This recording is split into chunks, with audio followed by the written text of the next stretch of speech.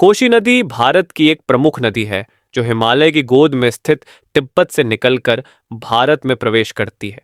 ये नदी बिहार और नेपाल की सीमा पर स्थित है और इसका नाम संस्कृत शब्द कोश से लिया गया है, जिसका अर्थ है पानी का भंडार। कोशी नदी का उद्गम तिब्बत में स्थित चुम्बी वैली से होता है, जहां यह नदी कई छोटी धाराओं के संगम से बनती है।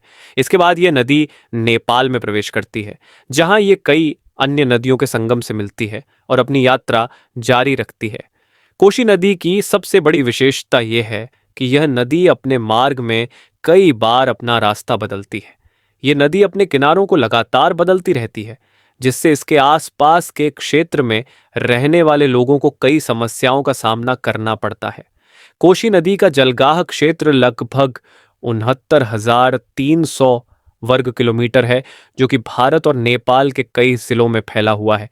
ये नदी अपने मार्ग में कई बड़े और छोटे शहरों से होकर गुजरती है, जिनमें से कुछ प्रमुख शहर हैं पूर्णिया, कटिहार और सुपौल। कोशी नदी का जल संसाधनों के लिए बहुत महत्व है।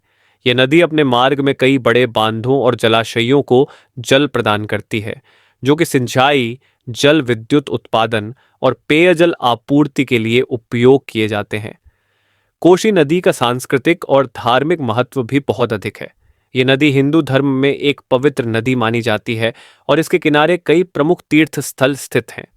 ये नदी अपने मार्ग में कई बड़े और छोटे मंदिरों और तीर्थ स्थलों से होकर गुजरती है, जिनमें से कुछ प्रमुख तीर्थ स्थल हैं सीतामढ़ी, जानकी मंदिर और कोशी नदी के किनारे स्थित कई अन्य मंदिर और तीर्थ स्थल। कोशी नदी की कहानी एक ऐसी नदी की कहानी है जो अपने मार्ग में कई समस्याओं और चुनौतियों का सामना करती है, लेकिन फिर भी यह नदी अपने जल संसाधनों और सांस्कृतिक महत्व के लिए बहुत महत्वपूर्ण है।